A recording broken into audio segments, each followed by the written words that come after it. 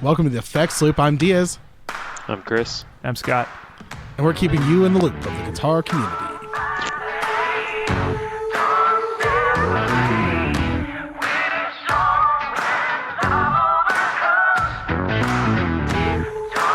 This episode is brought to you by listeners like you. So this is like PBS. But, well, they've got Joe Bonamassa on PBS. I'd say we're probably like maybe one step above that. Yeah, we're not trying to sell you a concert DVD while we're making you watch the concert. Like you can like buy it. Like the suggested price is $120. Like for a DVD set. What? Like I honestly think everything's like kind of. If it's up there in price, like $120, something like that sounds familiar. I'd pay $120 for all of Austin City Limits. Yeah, that'd be pretty cool. Or you can just go on YouTube and go down a YouTube rabbit trail and it's like build your own concert. Yep, do that and then intermix some Tiny Desk concerts from NPR. Ooh. That's a good those afternoon. Are pretty cool. Well, I know why I'm calling into work tomorrow. So if I'm going to call into work, I need you guys to help me out. Go to our Patreon, patreon.com/theeffectsloop. Got different tiers and cool stuff you can do. So go check it out. Also, we're still doing our giveaway. If you're listening to this in the future, then it's probably over because we're in the past right now. But literally everyone listening to this is in the future. That's true. Wow. That's pretty deep. Man. All right. But you go to our Instagram, go to Clifton Worley's Instagram from the Clifton Worley Show, and then also go to Spruce FX Instagram. Follow all of us, repost the picture on Instagram, and you can win a Whirly Bird. These things are sweet. I absolutely love mine. Every time he announces one, I'm like, you should get one. I want one. Dude, they're killer. Want one too. Listen, I'm telling you, the best part of them, the gain on the throttle, and the graphics look really cool. It looks like an old 80s arcade classic. Mm-hmm. You really don't get the reference. You mentioned this last week. Yeah, I listened to the show. I know. It's Miss Saigon. Well, Miss Saigon. Yeah. Google Miss Saigon. Isn't that like the song that Peter Griffin sings? To be on a watch list. It's a musical. Oh, wait, it's referencing a musical? Yeah. Dang, I feel classier just holding this in my hand. Look at the logo for Miss Saigon is a helicopter like that. Okay. How new is this musical? For some reason I always think old. musicals. It's old. How do they have an Apache helicopter? How old is it? That's not an Apache, that's a Huey. Oh, I'm sorry for being historically inaccurate on my helicopters.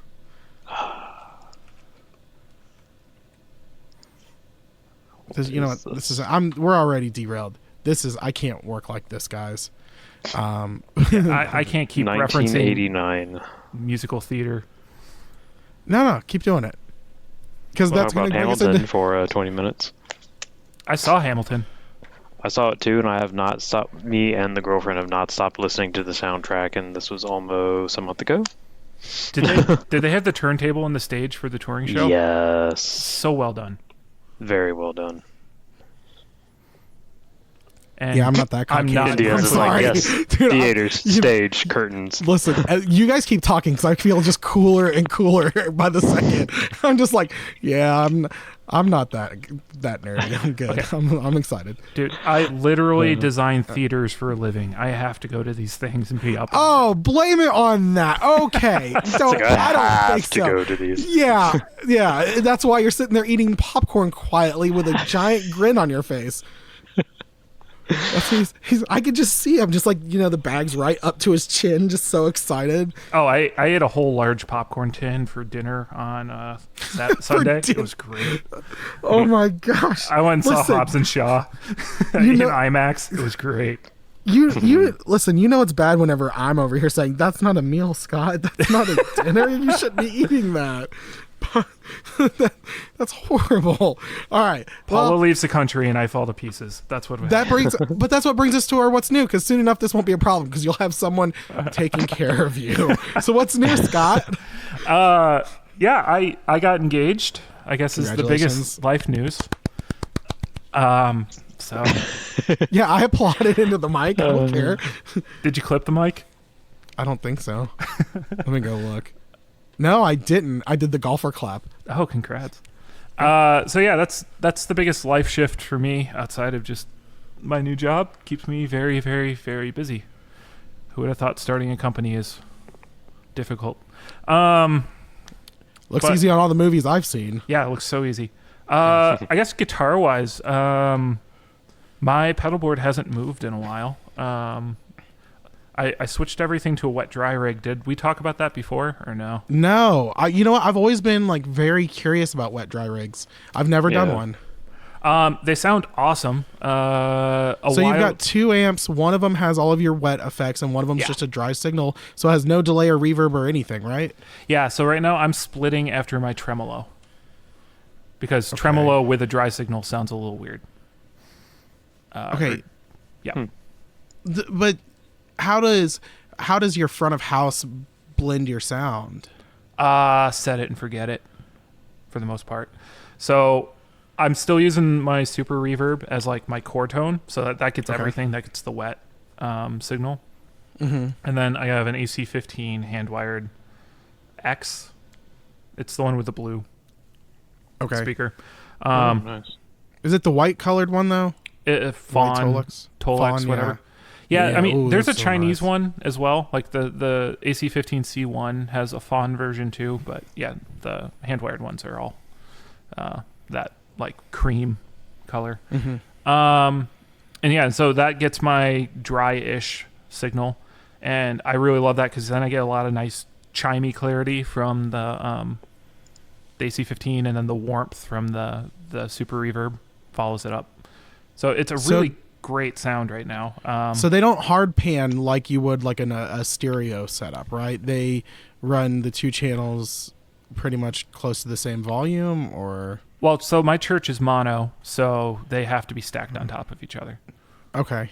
So it fills space, at least. Yeah, it does. I hard pan in my ears, or I at least somewhat pan in my ears, so I get one of my guitars goes to my left, one of mine goes to the right. But yeah. So I've been doing that. I built a splitter thing and designed the circuit, and it's a little noisy, so I'm still playing with it, trying to come up with a new way to do a splitter. So I'm literally staring at an empty enclosure waiting to build that thing. And I guess I'm also just kind of selling off a bunch of junk because, I don't know, I'm getting ready to move and thinking about like, hey, I don't need all this stuff. You're gonna get domesticated. I just I'm my Fender Greta. I haven't used in years. Why? It's just sitting getting dusty. I should just sell it. You know, like that's kind of the stuff I'm selling right now. Yeah, I guess. Or you can just keep it and know that you have it, and it lets you sleep at night. I know, but somebody listed a Titan with a Bigsby on it on Reverb, and I really want a second one. Is it the K1 or the KR1, whatever model is? The solid body one. Okay. Because I have all those pick guards, and I still have yet to swap them ever. So, because I just love the pickups on the regular standard one. So, yeah, I'm thinking about selling one of my guitars and some of that kind of stuff to kind of fund this. Or just pay off the engagement ring I just bought. And when I mean pay off, I mean just put money back in my bank account. Yeah. But yeah. Nah, get you something nice. Get you something pretty. Yeah, get you something. Yeah, get me something nice. What the heck? Yeah. No, I'm just kidding. So, yeah. All right. And I bought a new pickup for my Epiphone Century. So, going to go to a noiseless P90 from Kinman. If you've ever checked out their pickups. I have not. Who's this? Kinman, Kinman. I feel like I've heard of them. Yeah. So in my arsenal of my guitar choices are me trying to recreate the guitars of my favorite guys. So like how my Jazz Master is trying to recreate Nels Cline's. This is me trying to make my Century sound more like James Bay's by using the same pickup he has. That was pretty cool. Yeah. Awesome. So Scott or Chris, I was looking. Leave me alone. Leave me alone. I yell the wrong kid's name all the time. I have to like end up. Yeah. But I don't think I got anything new this week. Still in the process of moving, so I'm trying to get my current gear where I am. That sounds like a lot of fun. I'd hate to have to move all my gear. I'm looking forward to another picture of like Chris under an avalanche of guitar amps. I gotta get rid of those 2 412 cabs because I do not want to bring them with me. So that's gonna be a fun thing. List them on Craigslist for like $50 for the pair. Hopefully somebody will take them. Just offer for a trade for like a pedal or something. There's Are they just get really crappy 4x12s? Why so cheap? They're the Line 6 ones, aren't they? No, these are It was something like in either 80s or 90s. I think one's a Randall branded and one's something else, but it was like it's not the top of the line ones. It's probably whatever came with the solid state of the time, or it's whatever filled like a back line. It's kind of like the stuff. Marshall MG series. Yeah. Wouldn't those be worth more as parts? If the speakers weren't busted in most of them, because my original plan was to get I think it was a warehouse guitar speaker greenbacks, which are like $50 a piece, versus the Celestians that are $125 a piece, I think. So they would have been an investment, but it might not have paid off. So you should just put on there for someone to come pick them up and bring you pizza. Should like just bring some booze. I don't care which type, just the good stuff. I mean, a 4x12 is about the same size as a keg. You can make a kegerator out of one of those. Ooh. Or hollow it out, make a nice shelf. I got nothing but time. I can do some projects. Yeah, I mean, you could you turn the grill cloth into a door. Yes. You could light it on fire and make for some crazy awesome content. Just put that on Instagram. Chris is going to die from the fumes. Me and my buddy have been wanting to burn and shoot some things, so fill it up with gas, shoot a Roman candle at it. We're going viral. Chris, when that leprechaun is talking to you, you should not listen to him. So, Michael, if you're listening, you're now a leprechaun. But this is the same guy that like he's wanted to. Him? No. Dang. This imaginary friend has gone way too far, Chris. But no, this is the guy that we wanted to take a SM58 just to see how badly we can beat the thing up. And like his initial thing was like, let's shoot it at the end of the day, like just to see if it still works after we shoot it. I'm like, okay, but I don't have an extra one laying around. I got one that you want to sacrifice for that content. Sure, I paid like next to nothing for it.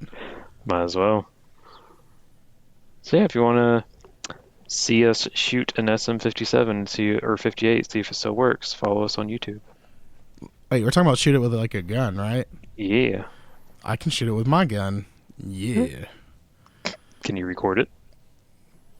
At the same time? Probably. We'll stick a GoPro on your gun and no, because whenever it fires, the chamber goes, or it like. Well, we'll do some stabilization in post. Okay. All right, we're gonna MythBusters this thing. Rest in peace, Diaz. Basically. Oh my god! And this was the last recording of the Effects Loop. The funeral will be held the next Sunday at 4 p.m. Chris is going to host by himself, and it's going to be the most straightforward episode ever. Be like, these guys came out with stuff. Yeah, it'll be like, was it Ron from Parks and Rec if he had a podcast? Yeah, they're still making guitars. Goodbye. All right, I didn't get anything this week. I did get a nifty T-shirt from Let Him Hear, Adam Rohrer. Oh, you got one of those? Yeah, I bought one of the T-shirts. It was all the proceeds went to the GoFundMe for John's family from Sinusoid, or John from Sinusoid, his family. He passed away recently from cancer, so it was really cool to be able to support that. But it was really the best part of the whole thing was Adam wrote letters to each person who bought one, and he's just the most kind-hearted person. And like I was having like the roughest week, and I read that letter, and I was like, "Aw!" He like makes you feel good about yourself. I think we should start a service where he just writes people letters. If you're feeling bad about yourself, we can have a guy write you this letter, and you'll feel fantastic.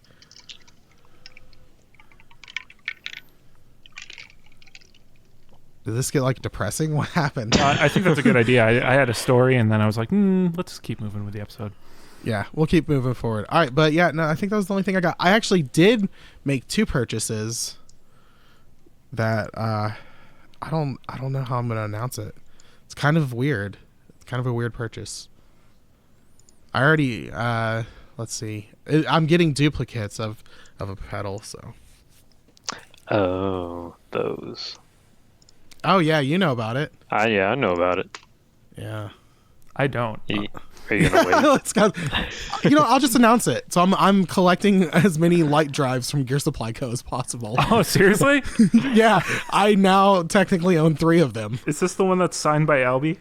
Yeah, I got that one, and I got the one there was one on Reverb. I haven't found another one. I'm gonna start scooping them up, and I don't know what I'm gonna do. I might do some content and like wait for them to do a mass become funeral. the thing that James Duke actually uses next, and you've got the entire stock. Yeah. I mean, the light drive actually sounded good.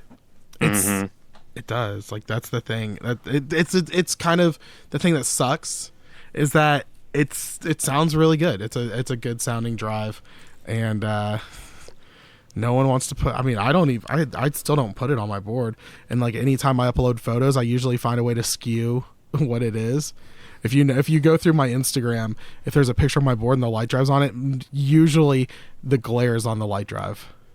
Was it an original circuit, or was it kind of like a take on something? I don't, man. I mean, it was probably a clone. There honestly are no was a original overdrives, right? Like the thing was with Josh, he was such a salesman. Yeah, that you'd Josh ask wasn't him, the guy making it. It was I know. I haven't talked with I don't want to say his name because he got screwed over too. Yeah, he was not in the camp of screwing. He was not in the camp of the people screwing over people. He was the one who got screwed as well. So yeah, I went to a thing at Chicago Music Exchange last weekend where a bunch of like builders were there, kind of basically bringing their NAMM boards in. Ryan was there from Fuzzrocious. Yeah, I got to hang out with him a little bit. Got to see Dan from Old Blood and Brady, and then Zach from Chase Bliss. Chatted with him for a little bit. Like it's really like I was there to see people, not stuff. Yeah, because I didn't go to NAMM. But yeah, I was like so tempted to wear my Gear Supply hat that day just to see if people would like recognize it and give me a look. I had one of my Gear Supply shirts. I brought it as a joke to Summer NAMM, and I think Corey Nigro was going to wear it on the last day of NAMM, and I had to beg him not to. Could you imagine? That would have been like absolutely horrible. But yeah, I could imagine. I wouldn't want to wear that hat out in public. Like I wear the hat all the time because no one knows what it is. Everyone thinks it's a Gatorade hat. That's true. I didn't even think about that. I don't think people look at me and think it's a Gatorade hat. They're like, that guy does not drink Gatorade. And I don't, because Scott, this is some advice for marriage. Antifreeze tastes like Gatorade. So if you're going to drink Gatorade, make sure that it's from a sealed container. Make sure you don't let it out of your sight. Are you insinuating that your wife tried to kill you? I'm insinuating that I don't drink Gatorade. That's just. I'm just saying. I think she let me know that before we got married, so I trust her. I believe her. That was a weird flex by your wife there, dude. Like everyone's all the time. They probably think like I'm some hateful, horrible. I know I'm scared, guys. She'll kill me. I know she will. She has every like reason to. I wouldn't even be mad at her. I'd be like, there would be a sad moment when we find out, but then we're like, Yeah. Yeah, probably. Just killed Diaz. Wow, she finally did it. It'll be the word finally. How long did that take? Yeah, not like oh my gosh, she actually did it or anything. No, it's she finally did it. All right. Well, let's get off the nice murder podcast that we started. She's probably listening too. I love you, sweetheart, with all of my heart. You're the best thing that ever happened to me. Besides the Mr. Black Mini octave pedal. Nice transition there, right? Pretty seamless. It's 5 out of 7. Yeah, perfect score. All right, so we talked about a lot of these Mr. Black Mini pedals, and these things. Now he's got an octave pedal, so it's got a sub octave, the root, and the upper octave. So he doesn't do the the extra octave down. Doesn't what? Doesn't do the extra octave down the way some others do. But, yeah. But I don't think any of... Does the 7-Up Mini do the extra down, or is it only the full-size one? I have no clue. I don't know right offhand either. So you're talking about 2 octaves down? Yeah, the 7-Up will do 2 octaves down. I didn't know that. Yeah, it's awesome when you want to rumble some speakers. I want to do that on a bass. I want to blow some speakers. I mean, do you not have a octaver in your Kemper? Yeah, and I've got a Whammy 5. Yeah. There you go. We're getting nuts, guys. But yeah, let's actually talk about this pedal. We could. No, we've actually talked a lot about the mini pedals, and this is another amazing. You know what? I still love the simple graphics. The Gear Supply pedals had the simple graphics. I love this. It's clean. They age well. Yeah, I do think that it's kind of funny that they put the polyphonic octave generator on it. Well, is that actually trademarked? Probably not. Probably just the term. Probably Pog is, but not the polyphonic octave generator, because that's probably a scientific term, and you probably could. I don't think you'd be able to trademark that. Let's find out when we throw it into Google. Right, everything that comes up is the Pog, and then Amazon specials. It's under $100. It's I say that just because it's $99.95. It's $100. It's a good price. Yeah. Because a Pog, a Nano Pog is probably its competitor. Yeah, for sure. If you want to buy legitimate, or was it? Buy authentic? Yeah. Well, sorry. What was the company that got busted for literally ripping off the Pog? Moore. Yeah. That was Moore was doing. They went through the. Would it be the soft? It's not the software. Though it was the coding. Yeah. They literally stole the coding. Yeah, the coding literally had the trademark for the Pog in it, wow. or something like that. Which is hilarious because that's the commented section. Like, if you read any type of code, you should know how to delete that and change it. Should. Well, I guess not at Moore. Guess not. Suckers. No, but I mean, I think it's just I'm really excited. I'm still waiting for the Supermoon mini. Oh, that would be cool. Yeah, see? Great idea. They could charge $129 for that all day. So, I'm reading through the announcement on it. So one thing, stop flexing that you can read. That's not even fair. It's not okay. So in the announcement, it says that Unity is all at 12 o'clock. Yeah, you can get up to 3 decibels. Yeah, you can go up to 3 dB boosting, which seems low in terms of the boost. That's not a lot. But I like that noon is Unity instead of on the Pog and stuff like that. A lot of them, if I remember right, noon is 3 o'clock. Could be wrong on that one. It's been a minute since I've had a Pog, so I'm trying to remember it. But I'm not sure how clocks work, so. All right, well, let's. I think we all agree this is pretty cool. Yeah. Let's move on to the next thing, which is still kind of in the same ballpark. EHX announced the Base 9. So, Chris, why don't you tell us how you feel about this?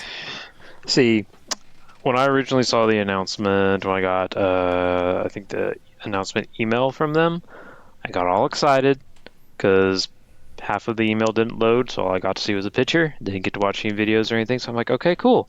A nice little, Synth 9 type deal for bass. Sit down today while we're getting the stuff ready. Listen to the video. Nope. Straight for a guitar to make your guitar sound like a bass.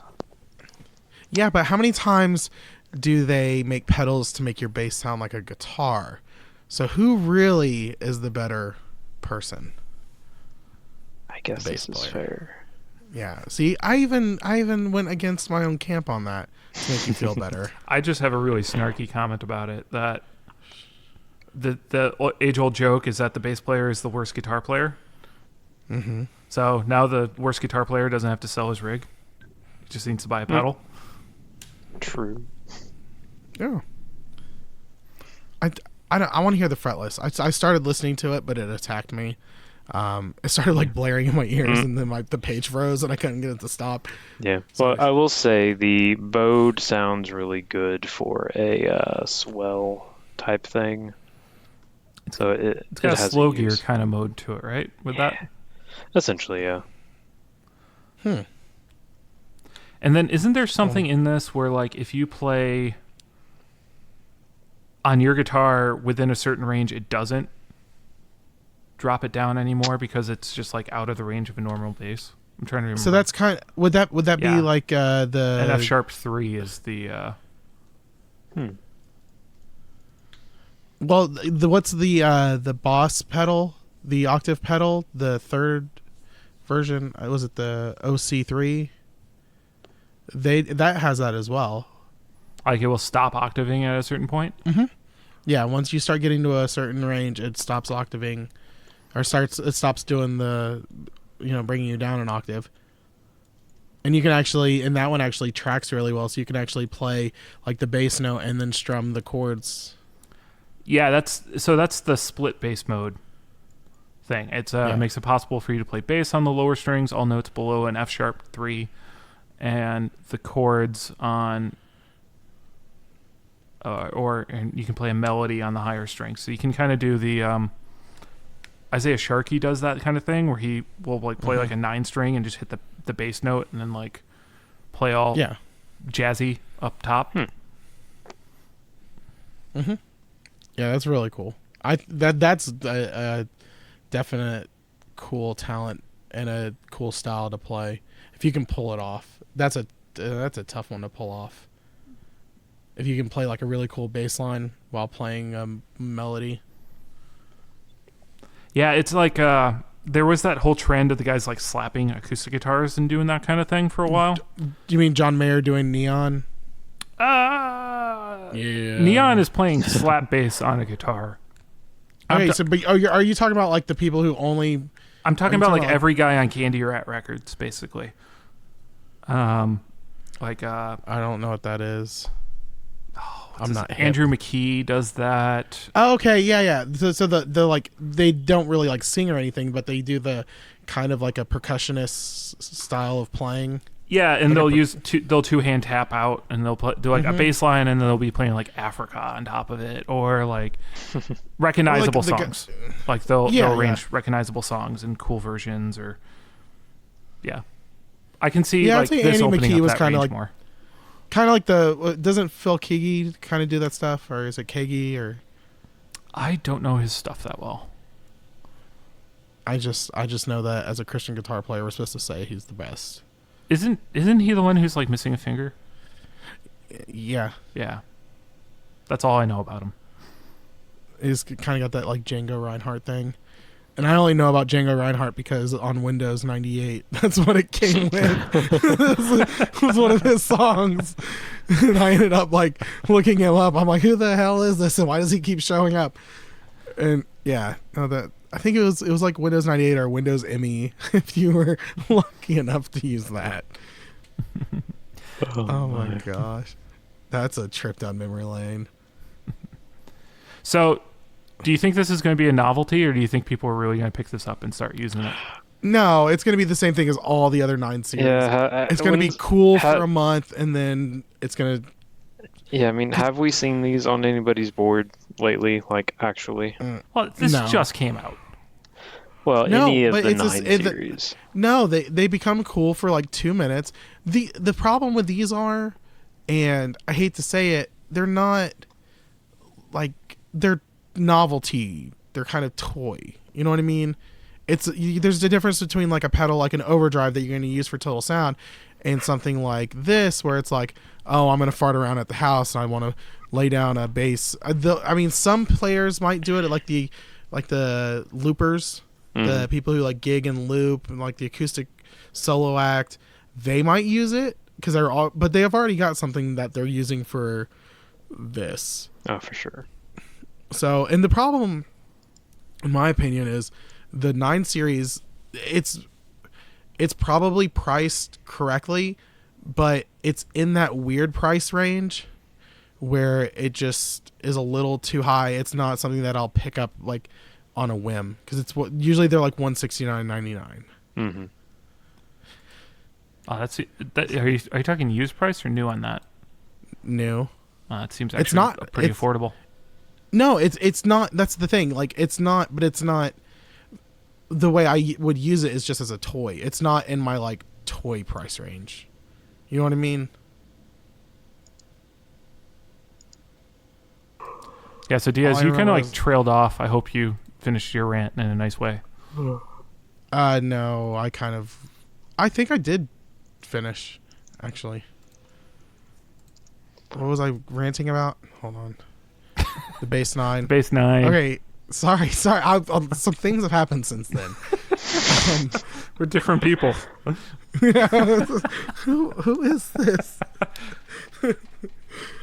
Yeah, no, but like in conclusion, it's not in my like toy price range. It's because it's a toy. It's a novelty to me. That's fair. I think the only example I think with the 9 series, I thought John Mayer used on In Repair. He used one. Okay, am I wrong there? I don't know. I kind of stopped following him whenever he started putting on the bandana. Well, this is well before that. What song was that on? In Repair. What album? I think that was on Continuum. No, it wasn't. Or it might have been on Heavier Things. It was probably on. Hold on. Which would have been even before. Yeah. Hold on. I'm looking it up because it's not a... It was on Continuum? It was on...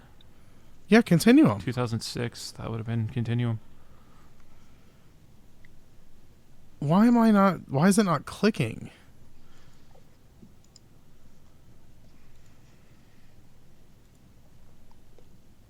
That's weird. He has that video where he like records it in a day. Oh, yeah. Okay. Yeah, I can't remember what he uses on that. That's weird. I can't believe I forgot that song completely. That's my favorite, like, John Mayer album. But I can't pin that song. How dare you? Don't do drugs, kids. Yeah, Chris is offended that you said something about John Mayer. Yeah, you know it's bad whenever Chris is like taking up in arms. It's like, hold on 1 second. It's like your first question. How dare you? How dare you? What? Who do you think you are? Now, what do you need 3 barrels of hydrochloric acid for? This is a Wendy's. That's still one of my favorite videos right now.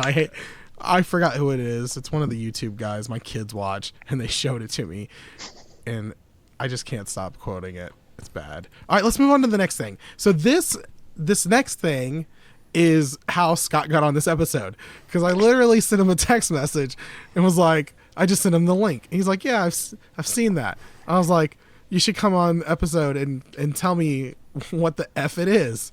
He's like, when are you recording? I'm like, right now.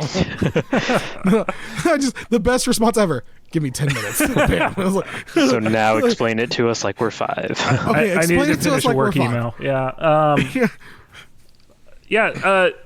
It's sort of a theremin, which if you remember theremins, it's where there's like 2 antenna, and how you stick your hand in it interrupts the whole electromagnetic field, and that it gets interpreted as a sound source, right? Right. Yes. Right. This Chris is just like, yeah.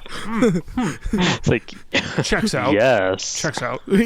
Yeah. My math agrees with that. Yes. And so what they're doing is taking a play off that, and they're sending it via MIDI. Okay. Or like they're sending MIDI changes. So like when in a theremin, there's like usually 2 axes. So like if you move your hand out, it changes the pitch, and if you move your hand up, it changes the intensity, or vice versa. I don't really know, but it's one of those kind of just things. Imagine kind of like a line graph. Like it's if you move it up and down controls volume, left to right controls pitch. Yeah. So I'm actually I actually like theremins a lot. I would really want one. The was it Moog? Is that correct? Moog. I don't know the correct pronunciation. I know it's not Moog. I think it's Moog. They actually make a theremin that I want to get. Nice. So this is using a different tech. So it's not using, or at least from what I can tell by looking at it, I'm pretty sure it's using 2 infrared beams per side to detect your distance. Okay. So it's sort of seeing where your hand is and calculating that. Now the fun part about it sending MIDI instead of sending, just like a straight audio signal means you could maybe lock it into a chromatic scale, or you can make it into a major scale. And so like it could be like a harmonica. There are no wrong notes, like. Yeah. So it's on there. There's actually control. It's got the little controls on there, and you can change the key, the scale, octave, shear, octave. So it's just kind of, so it's pretty much like a high-tech theremin. Yeah. Well, remember the hot hand? Yes. Now here's where this thing opens itself up, because you're sending just pure MIDI signals. So do with it what you want. Oh my gosh. The other fun part, you could use this to control the pitch, like on your guitar. Like you could control, you could make an air whammy out of it, possibly. Or gosh, right? Like you you put it down, and you put your foot near it, and it can control what's going on. So is it only controlled with your foot, or is it where you can use your hand? I think so. Remember the hot hand? You had to wear that ring. Yes. This, I think, since it's just using infrared, I think it's just whatever gets near it. Oh, this is gonna be I kind of like. I want this. I want them to send it to you. Oh, you can buy it assembled. Good. Oh no, or is it just showing a picture? Because I do not want to try to put this. So the thing with Zeppelin Labs is usually you can buy it as assembled or as a DIY kit, and the DIY kit winds up being cheap. Like when I bought their tremolo. I think I sold it for more than I paid for it, because assembled it was worth more. Now, am I going to get into the business of buying their DIY kits, putting them together, and selling them for like a $15 markup? No. But you can get just the bare bones thing without the cabinet for $69. So, that's pretty cheap. And then fully assembles $159, so that's still pretty cheap. Okay, so I just pay for it assembled. Yeah, so think about like if you can convince this thing. I would give someone $50 to put that together for me. But like if you can think about like instead of sending a MIDI like a MIDI note, like how there's PC, CC, and what's the other type of command in MIDI? I just know of CC and PC. Okay, so like CC is a real physical note typically, and PC is like program changes, so that usually kicks like presets and things around. Imagine setting this thing up as an expression pedal via MIDI to one of your other objects. So it's a cool different UI device. Now that I'm looking at it and seeing it, I'm like, so it. I really want it. It reminded me of this thing. But you can use it just as a theremin, right? Yeah, just straight up, and it sends out a MIDI signal. That's the thing. So it would send out. So it would send out a CC note based on the theremin mode. Okay, but can you there's no output where I could just run it like a theremin, into my pedal board? I didn't see an audio jack on it. Did you? Oh no, I don't see it. See, that's where I wish they would just have it where you could be a theremin. I mean, that would add a lot of cost to the thing, though, because now you need to put a whole audio circuit into it. Whereas right now, I think it's just based off an Arduino, which is a programmable computer thing, like that. Okay. That silly MIDI controller thing I did last year. Yeah. Or my Bluetooth page turner. Those are both Arduinos. Okay. So they're just hardware you buy. It's like a computer pre-assembled, but it's wide open for you to program it. Yeah, I kind of want this, but now that I know it's not you can't use it like a theremin. I don't know. You just got to plug it into a synthesizer. Yeah, but I don't have a synthesizer. You might. I might have one. You might be able to plug this into your Kemper and get sound out of it. Yeah. Right? I don't know. No, I'm half tempted to get it and try it. Gosh. This is going to be too much work. But then I could put it in. I don't know. I'd have to do something. I'd have to get something to run in front of it or run in front of the Kemper to constantly make noise. Oh, I mean, pretty much. Any cheap keyboard has a MIDI in on it. So get an old Casio thing. I don't know. I don't know if this is going to happen. It's a lot of MIDI, but I don't know. That's a lot of MIDI. But why would it have a thing where you could change the key in the... Well, that changes the MIDI signal out, right? Because you're sending CC signals, so you're key of G. I don't know what middle C is in a MIDI language, but there's speakers on it. Yeah. So I do have to correct myself. It's not infrared. It's ultrasonic is how it detects where your hand is. So that also makes me wonder how well it's going to work in a stage environment. Ooh. But we'll see. It was designed to complement the Macchiato Mini Synth, which is another one of their kits that they have out there.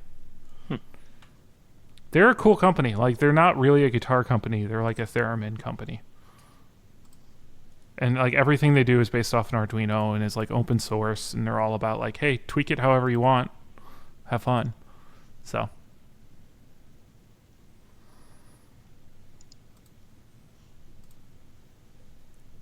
we're gonna lose Diaz for a few hours in their website. Probably. Well, should Unless we already did. We might have lost him again. Should we just move on? Might as well. So I'm going to jump right to... Am I in the right order? I am. Woohoo! The Fender American Professional Rosewood Neck Limited Editions. Chris, what are you thinking? I'm trying to... Sorry, first off, it's basically all the American Professionals now come with a Rosewood Neck option. Oh, this is just straight up. Okay, that's why I was confused on. Because I saw the first picture, I'm like, did it not come in rosewood and maple? But now I'm understanding that's the full. I'm kind of a fan of these. I don't know. The only one I would probably buy would be one of the bases because I'm kind of picky about my Strat and Tele fingerboards. Are you a maple guy? Yes, very much so. So I'm a full rosewood guy. But see, I like rosewoods on everything else. My bass, I believe, is rosewood. My first Telecaster was rosewood. But I don't know, it's just something about a Fender shape to me looks a lot better with a lighter fretboard.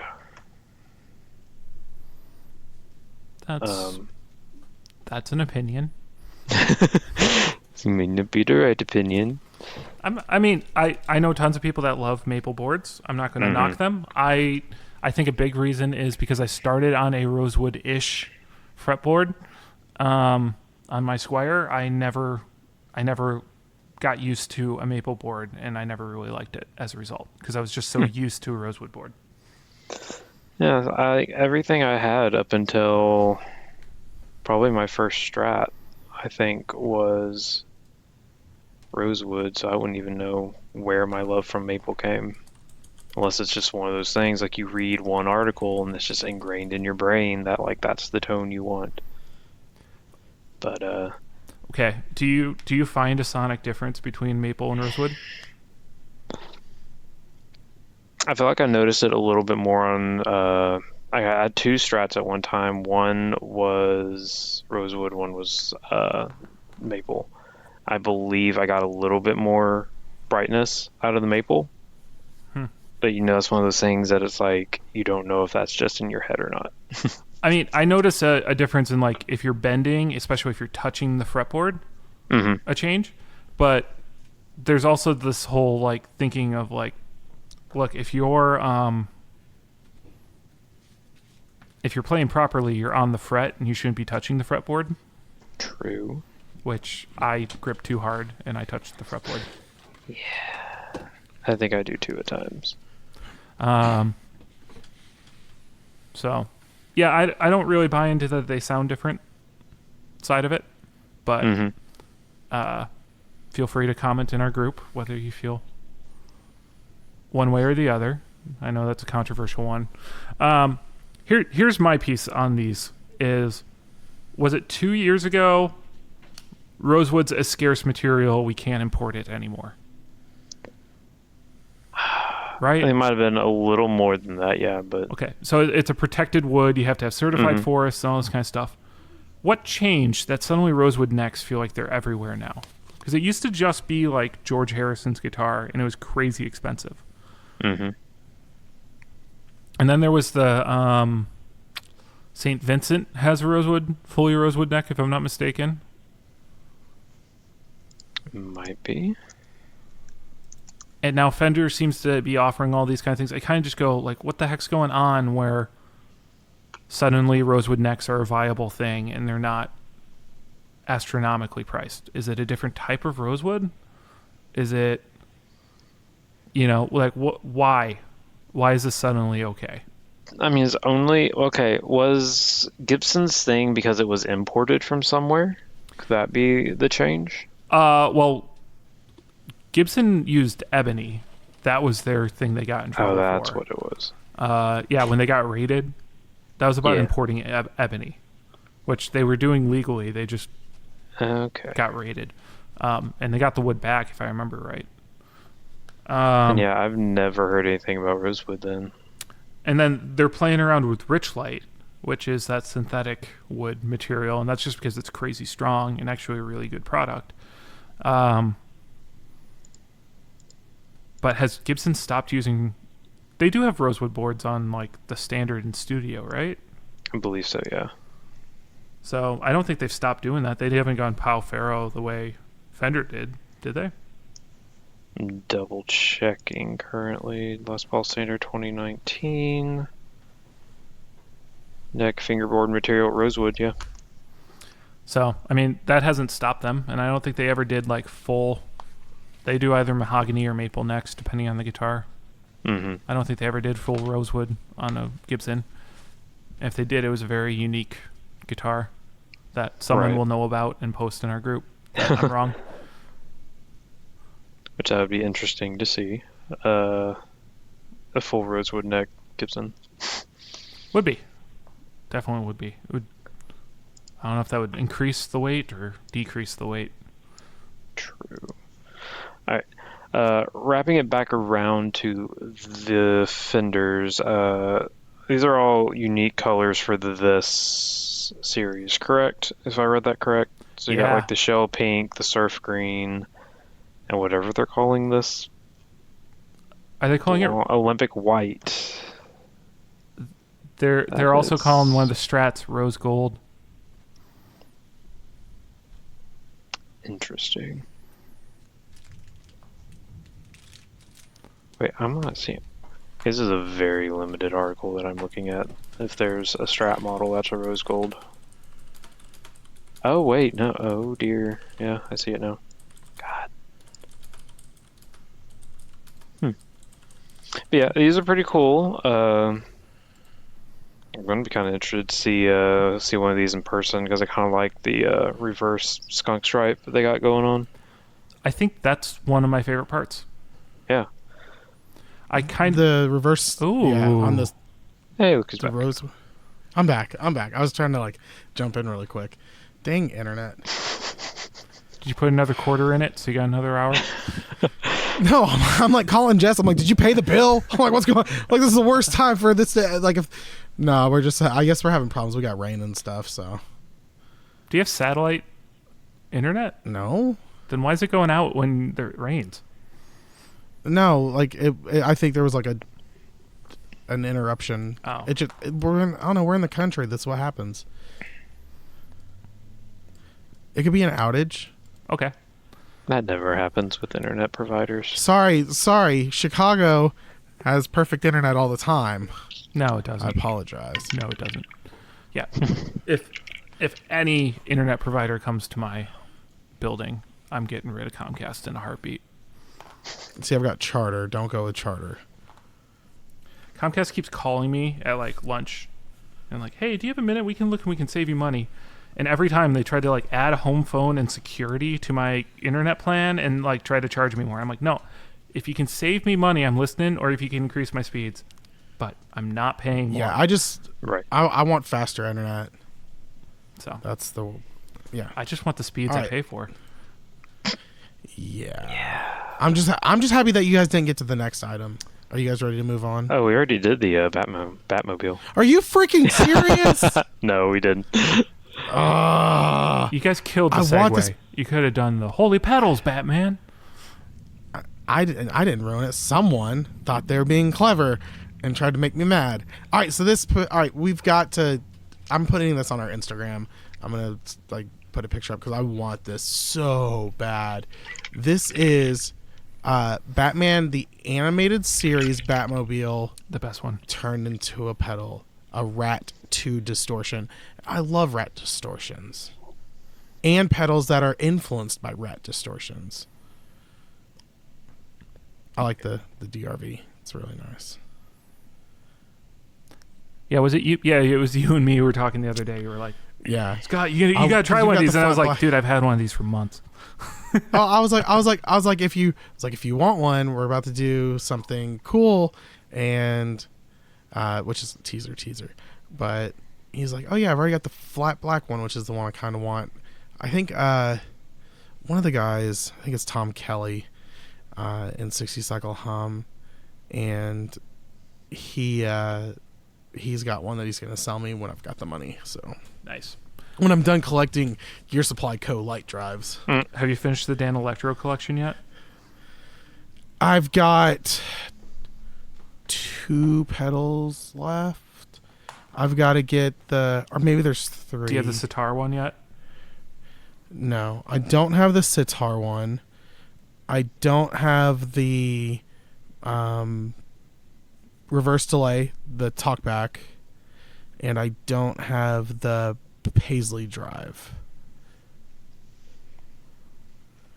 Those are the 3 I still need. Nice. So I'm working on it though. Yeah, I will say I'm not buying any more flat black on black pedals. They get dirty real fast. Well, when I have to, like, especially when you sweat, like if you're a sweater, they're fine when I'm home. And then when I'm setting up for like church in the morning and I gotta tweak something, I'm like, crap, which knob does which? Because I'm in the dark setting up. Yeah, I don't play anywhere right now, so I don't have that problem. I'm a bedroom warrior. Yeah, so like I sold my regular Keeley compressor and I kept the black on black one, and that one stays at home because I'm never going to be able to adjust it on stage.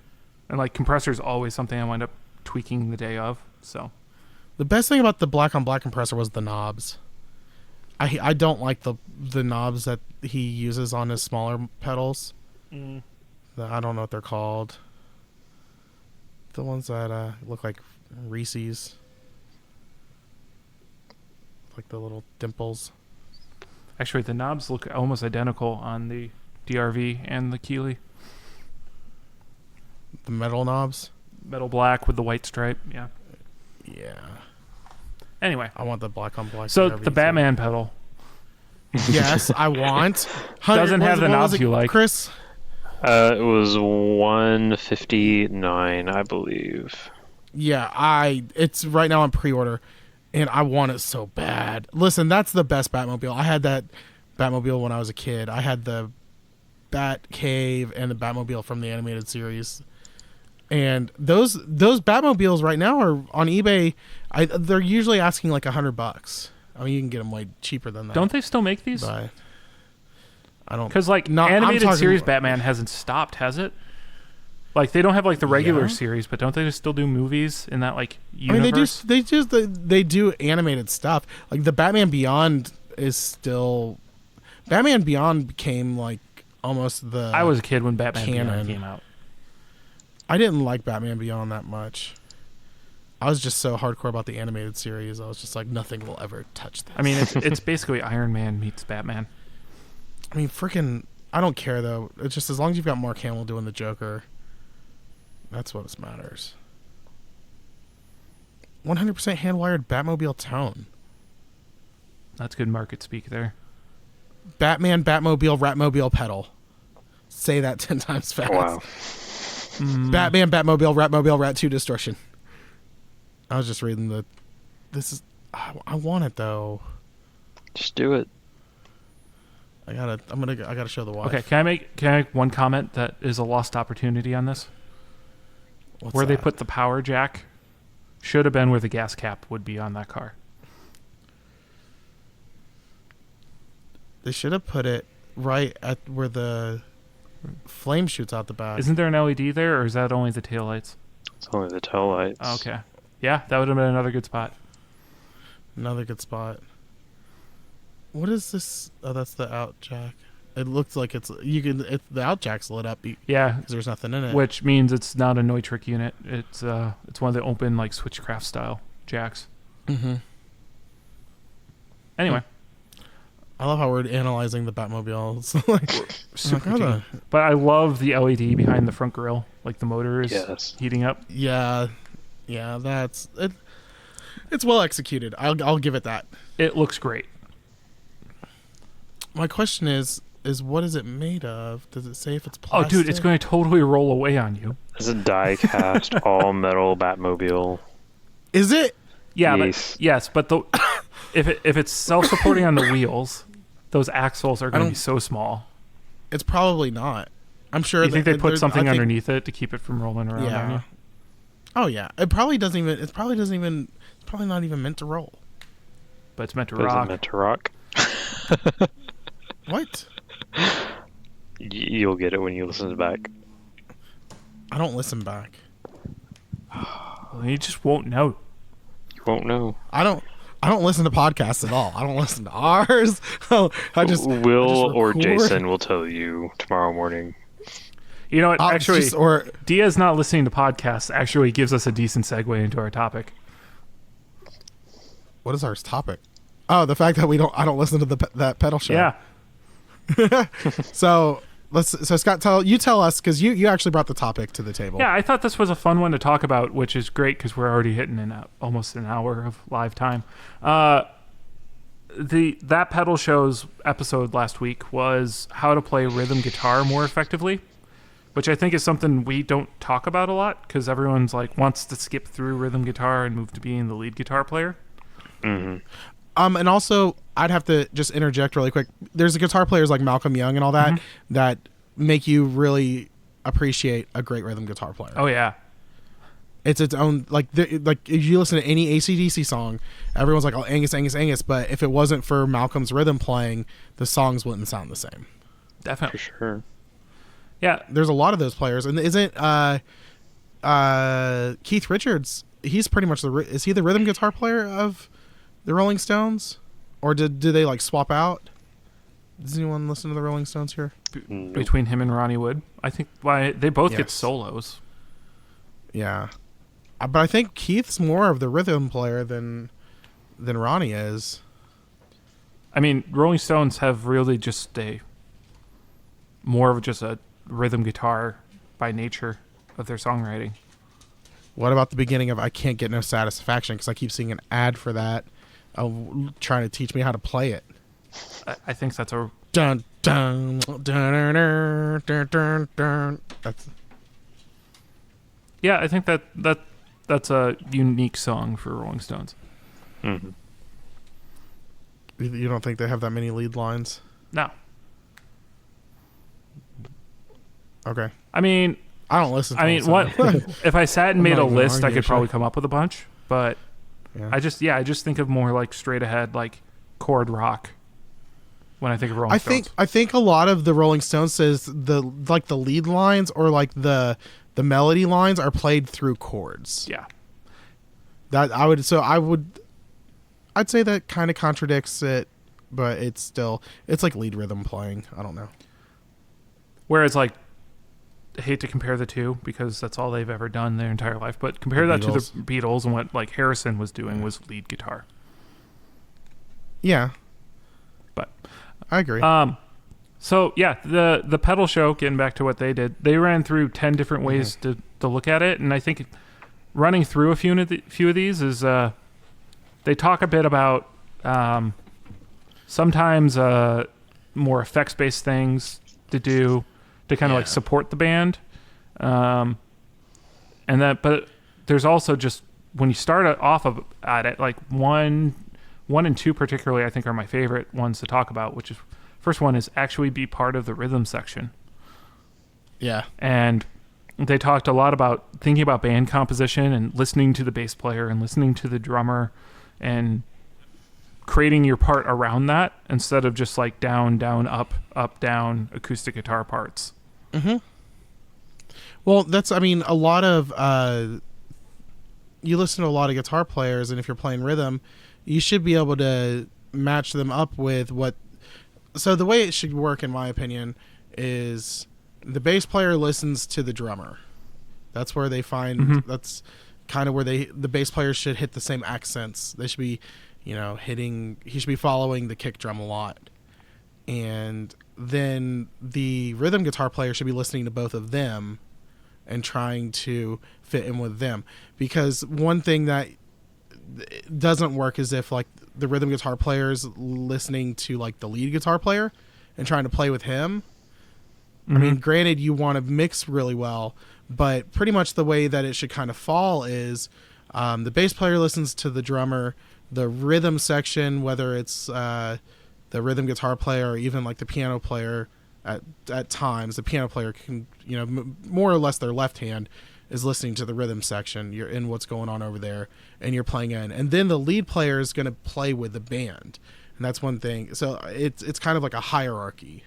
And if the rhythm player is trying to listen to the lead guitar player and fit in with him, it's going to be like they're fighting each other, the guitars versus the bass and drums.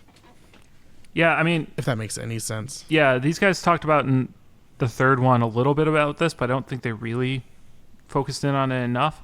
But talking about there's a sonic space that you fill up when you're playing with a band, right? And everyone has their area they fit in. And if three instruments are trying to play in the same space, it gets muddy and clouded. Yep. And if you get an instrumentalist who is just playing all over the place, right, like up and down their neck, and a guitar, they're stepping on other people's zones. So a big part of it is just like fitting in where you fit in the sonic space. So if one guitar player is playing, I don't know, in root position, right, they're just playing cowboy chords, you should be getting out of there. That's the first thing I do. If someone's playing in cowboy chords, if I'm playing an acoustic guitar with another acoustic guitar player, I throw the capo on and I'm moving up. Definitely. You're going to move up and you're going to start moving. I mean, especially like if you're really good with your cage system and all that, you can find out where you're going to be, and especially you've got to transpose really fast. But you know where you're at, and That's one of the big things, especially whenever you talk about guitar players who hate playing with other guitar players. Or like you got the guitar players who are like, I hate playing with this guy. Like we just played the same thing. And it's like, well, then someone needs to start playing something different. Yeah. That's where being mature as a guitar player comes in too. And well, not mature, but seasoned. Mm-hmm. After you've been playing for so long, you pick up these little tips and tricks from people. And also, and that's a cool thing too, is people don't realize, we all want to be heard. Mm-hmm. Like that's something you don't play because you don't want to. Everyone gets off stage and it's like, hey, how did it sound? Which is keyword for, hey, could you hear me? Did I sound cool? Like, did I sound good? It's really what we're asking. We just don't want to say, hey, could you hear me this week? But that's one way that you can fix that problem is by you changing where you're playing and where you're sitting sonically, and or coaching the rhythm player, if you're the lead player, of where they can sit in the mix to make everyone sound good. Definitely.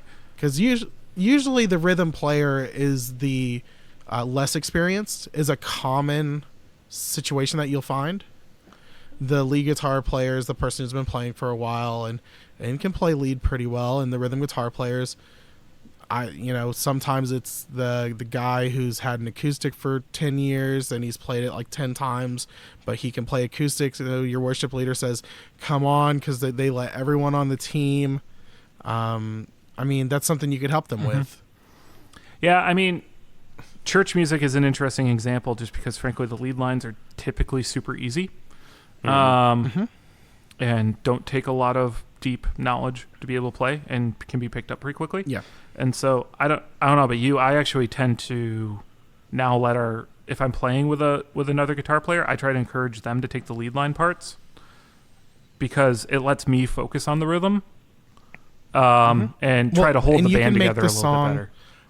Yeah, because especially if you've been playing with another guitar player for a while, their habits and what you can be like, oh, I know what they're going to do here.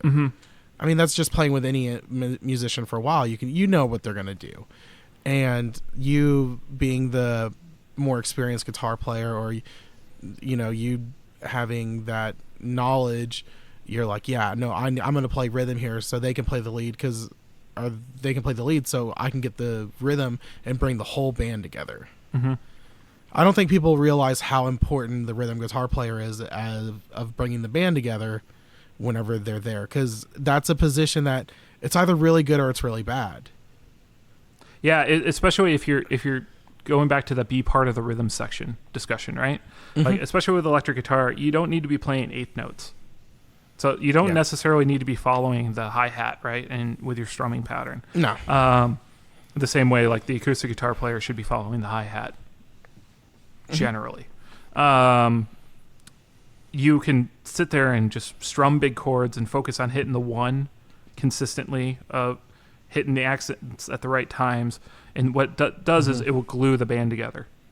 Because often the bass player will then actually turn and look at you and glue in and try to hit those things together. And I have more fun doing that probably than anything else, because that's when the band's gluing together and you have a lot of fun connecting with other people and just kind of rocking out a little bit. Yeah. Well, and that's and the thing too is rhythm section also doesn't require you to only play chords. Nope. Look at Corey Wong, for example, is a rhythm guitar player. Yeah. And that guy's insane. Yeah, that's another thing too, is people won't think I'm the rhythm guitar player. That's not the way it is. Look at a prime example is the Grateful Dead. Jerry Garcia was the lead guitar player, and I can't remember his name, was the rhythm guitar player. Weir. That's it. Thank you. Jim Weir's the rhythm guitar player, but they also he would play lead as well too. You take turns. Look at Izzy Stradlin and Slash. Slash was the lead guitar player. Izzy Stradlin was the rhythm guitar player, but he also got to play some cool lines. And also, look at Queens of the Stone Age now. They trade off parts like crazy. It used to be the Josh Homme show, and now Troy gets his moments and Dean gets his moments, and they pass the ball around. Yeah. No, it's that's also it's in a church setting. If you're playing songs that are found more in I'm trying to. Let's see, like kind of like Israel Houghton style. Mm-hmm.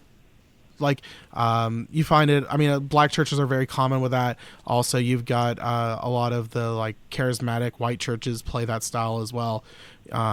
You've got it where there's a lot of syncopated lead lines where the bass player, the lead player, and the rhythm player are all hitting notes.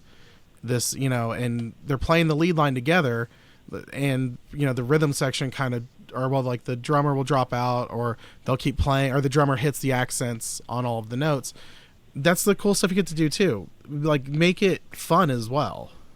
I mean, you don't want to go trampling over the lead player and trying to play like lead lines at the same time, but find something fun to play that's also rhythmic and follows the rhythm section. Yeah, it's so much more about being part of the rest of the band than even like lead playing tends to be you're stepping on top of everybody. And there's good examples and bad examples of how to play lead, but definitely the rhythm, it's like if you're not sitting there like smiling at the rest of the band, you're not playing rhythm. Yeah. Well, and you talk about trampling over, like the lead player's main job is the main thing that they want to look out for is they're not trampling over the vocalist. That's a big thing. So, and that's the trickle down effect. Now the rhythm guitar player needs to make sure that they're not trampling over the lead guitar player, and then the bass player needs to make sure, because I mean there's some bass players who overplay, and fills all over the place. And if it's not tasteful, it's going to trample over the rhythm, like the rhythm guitar player. It's going to trample over everyone and above. So it's a pyramid scheme. Just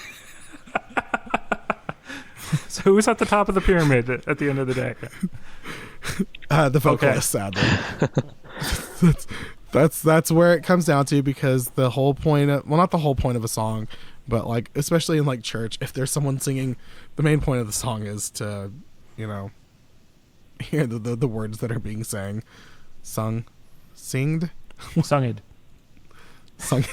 That's it. Sunged is for you to hear the words that are sung. All right, so they had some other cool stuff. We talked about EQ, complimenting the band, using boost as an underdrive. You'd have to explain more. I guess not getting too distorted. Using boost as an underdrive, because most overdrive pedals will roll off the highs in their tone knob. Most boosts pump it up. And so if you're an underdrive's when you basically do a volume cut after a drive so that your amp isn't lighting up as much. There's a few different ways to do it, but that's one. And so what's happening as well is if you're not boosting as much, you're still rolling off your highs. So if you want to add some of your highs back, use the boost pedal to do it. Using a heavy overdrive as a pad, is that like hitting a chord and holding it out? Not even a whole chord. Using like a note? Yeah, just drone stuff out. Turning down is that simple. Don't be super loud, I guess. Maybe. Yeah. All right. Use tremolo for rhythm. Well, yeah, that'd be pretty cool. So what are your thoughts on a rhythmic tremolo versus a non on the beat tremolo? Rhythmic. If you're doing rhythm, you probably need a rhythmic tremolo. In my opinion. You know who did a great example of that? Who? Johnny Marr. How Soon Is Now is a great example of rhythmic tremolo. Sure, if you listen to them. He has his favorite. Or you could be listening to Boulevard of Broken Dreams by Green Day. Yeah, that's another good example. Yeah, actually. And it wasn't the Smiths. Dude, did you see that whole thread about Limp Bizkit and the Smiths? No. Oh my gosh. So the Gear Slum has a big thing right now. They're bashing Limp Bizkit. Yeah, I don't know why. It's fine. As a Limp Bizkit fan, I actually am a Limp Bizkit fan. I mean, I'm not gonna go. If I have a chance to see them in concert and like I can afford the ticket, no problem. Yeah, I'll go. If they're at like a festival, I'd go check it out. I'd pay $50 to see him. I'm going to need to spend at least $50 on beer at one of those. Bud Light. That's 2 drinks. Straight diesel. Yeah. It's diesel. No, but they're which is fine. As a Limp Bizkit fan, I get it. They're not. It's like watching a Fast and the Furious movie. You're not there for the acting. You're there for the action. You're there to see stuff blow up. You're there to watch The Rock pull a helicopter down with his bare hands. That's what you're. Yeah, that's exactly. Yeah, you're not there for the story. All right, so yeah, that's dude, it was great because Christopher Brewer was going on about the Smiths being the greatest, and I'm just like. I don't like the Smiths, and it's not that I think they suck or anything. It's just not my cup of tea. I don't like. I always edge you on about that. I don't really love the Smiths, but I love Johnny Marr as a guitar player. I respect Johnny Marr as a guitar player, and like the stuff he did in Modest Mouse is awesome. Okay, and his solo albums. Was he in? Wait, was he like the guitar player in Modest Mouse? Like the only guitar player? There were 2 guitar players in Modest Mouse for a while. But like all the good Modest Mouse songs you're thinking about, Johnny Marr probably wrote them. Okay, all right, that makes me like Johnny Marr. Good. Like now I have a reason. I could be like, yeah, I like some Modest Mouse. Okay, so we're tremolo. How did we get rhythmic tremolo? All right, back to rhythmic tremolo. It's the same thing. It's like it either has to be perfectly on the beat or it has to be way off it though. If it's way off it, I would like way off it for like lead lines maybe. Not so much for like a rhythmic, because I feel like it might be somewhat. Like I love a slow tremolo, just a real slow, like a harmonic trem. It can't really slowly. Yeah, it can't be a real deep cut. It has to be really, I guess like a small wave. Yeah, that's like a sine wave warble. Whereas like if you get like the hard choppy stuff. Like a helicopter style, like maybe a certain pedal that you guys are trying to promote and give away. Oh, like the whirly bird. Call back for you. I don't know why I sounded Irish. Yeah, there we go. It's in my hand right now. I'm looking at it. Flight path. You can change the flight path. I still love. So anyway, that's a cool way to spice up an ordinarily boring rhythm line, possibly. And the cool thing about tremolo too is, and especially if you're going to be a rhythm guitar player, mess with it where it's in your chain. Yeah. I mean, right here, you can put it in front of the gain, after gain. I mean, if you're doing rhythm, you're probably going to put it towards the end of your chain, but put it wherever you want. Have fun. Mine's before my delays. Like just before. That's interesting. And it's after like my chorus and stuff like that. But usually those 2 aren't on at the same time. Yeah. Yeah. All right. Let's see. Make it move with modulation. Yeah. Use some modulation on some rhythm. Yeah. Have some fun. It doesn't have to be just straight guitar or cowboy chords the whole time. Like those 2, tremolo and modulation, are great for when you're not strumming fast, too. And you're just letting stuff sit out there. Yeah, don't strum too fast with tremolo. It gets kind of funky sometimes. Mm-hmm. Mm-hmm. And then every praise and worship player's favorite line. Syncopated delays, baby. Dotted 8! Dotted 8! Woo! Dotted 8th! And on the dotted 8th day. Hallelujah. See, that's where you really have to be careful about not stepping on the lead guitar player. It's so easy. It's so easy to screw it up. That and it's really don't easy. use reverb. What, as a rhythm guitar player? Use a ton of reverb. Oh no, not a ton. Yeah. You want to have just a kiss of reverb. A slapback or actually don't do too much of a loud slapback either. Make it real subtle. No. But yeah, be careful with delay, but it's still a cool tool to use. I love how it sounds like an after school special. Only you can prevent toe stepping. Wash. What? Only you can prevent the wash. Are we against the Fox pedals? No, you've never heard that term? The wash? Like the reverb wash? No. Oh. Well, I know of reverb wash, but it's just like when you get lost. I didn't know we were supposed to be aware of it. When you get lost in the wash. All right, so here's a question. The word beware. Mm-hmm. Are you supposed to be where is like a state of mind. I want to say wary, like you're supposed to be wary. Okay. Or be aware. Okay. Because no one's ever been like, hey, I'm totally aware right now. It's like if you're whelmed. I'm paying attention to what's around me. You can be overwhelmed or underwhelmed. You can't be whelmed. Yeah. And Ace is 1 and 11. What's up with that? Yeah, that's ridiculous. Who's making up these rules? You guys are crazy. Las Vegas, you guys out there. All right. Sorry. I'm hilarious. All right. So how long have we been talking? Long enough. It has been. Oh my heavens.